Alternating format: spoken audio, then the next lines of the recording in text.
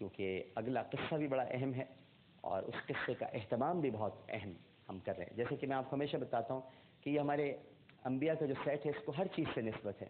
یہ چھوٹی سی جو کشتی ہے اس کو ہم نے نسبت دی تھی حضرت نوح علیہ السلام کی کشتی سے جو کوہ جودی پہ ٹھہری ہوئی ہے. یہاں پر حضرت موسیٰ کے عصا کی نسبت بھی دی ہوئی ہے. نسبتیں ہیں یہ ساری، صرف نسبت سمجھنے کے لیے. امامہ بھی رکھا ہوا ہے، کچھ پتھر پڑے ہوئے ہیں، درخت کا یہ تنا ہے، اس سے حضرت زکریا کی نسبت ہے. یہ جو دروازہ آپ دیکھتے ہیں ناظرین کرام، اس کے قریب میں چلے جاتا ہوں، آپ کو بتا دوں کہ جو آپ دروازہ دیکھتے ہیں یہ دروازہ کیا ہے در حقیقت. یہ دروازہ اس طرح سے سمجھ رہے آپ، اس کا مطلب یہ دیکھیں یہ ہل رہا ہے تو ہم اس کو نسبت دیتے ہیں کہ کنڈی ہلتی رہی اور بستر گرم رہا، اور یہی وہ دروازہ ہے جو ام ہانی کا گھر ہے.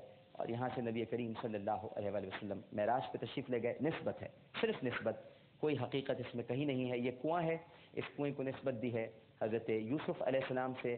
مور کا تعلق حضرت ابراہیم سے بڑا گہرا ہے، جب اطمینان قلب کے لیے وہ مور کو ذبح کریں گے. طوطا آپ یہاں پر دیکھتے ہیں، اس کا تعلق حضرت سلیمان علیہ السلام سے ہے.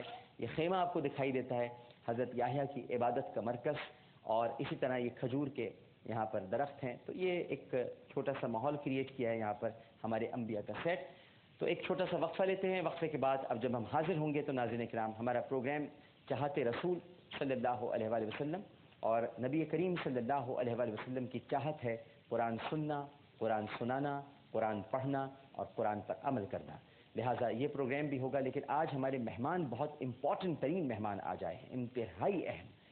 اب تک کی ہماری ٹرانسمیشن آپ نے دیکھی ہے اور اس میں ایک دن مائیں آئیں، میں بہت رویا اس دن، دکھی بھی ہوا، خوشی بھی ہوئی کہ ماؤں نے ہمارے ساتھ وقت گزارا.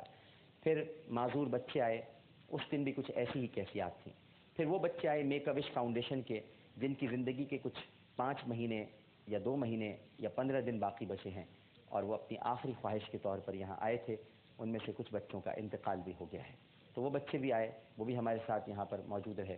اسی طرح سے ناظرین کرام آج جو ہمارے مہمان ہیں وہ بڑے خاص ہیں، بڑے اہم ہیں. ہم نے اس اسٹیج پر عبدالستار عیدی، بلقیس عیدی، حاجی قاسم کو بھی دیکھا، اور آج ہم جن کو دیکھنے جا رہے ہیں وہ یقیناً ہمارے ملک کے سب سے بڑے مہمان ہیں، سب سے عظیم مہمان ہیں. کیونکہ ان کی عیدیں اور ان کے رمضان جس طرح گزر رہے ہیں، اللہ تعالیٰ ایسی عیدیں اور رمضان اللہ تعالیٰ اپنے کرم سے کسی کو ایسی عید اور کسی کو ایسا رمضان نہ دکھائے جس کرب اور جس تکلیف میں ان کی زندگی گزر رہی ہے، لیکن چہرے پر پھر بھی مسکان ہے. وہ مہمان تھوڑی دیر میں تشریف لائیں گے.